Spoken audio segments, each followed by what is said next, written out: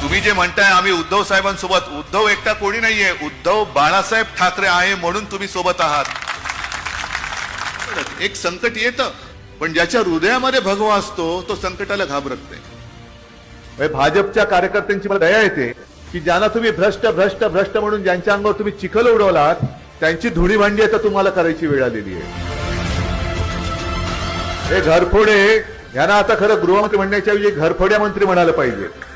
हा घरफोड्या मंत्री आहे, दुसऱ्यांची घरं फोडतायत. जे सुखामध्ये साथ देतात ते रिश्ते जरूर असतात, पण संकटामध्ये जे साथ देतात ते फरिश्ते असतात. आणि आज तुम्ही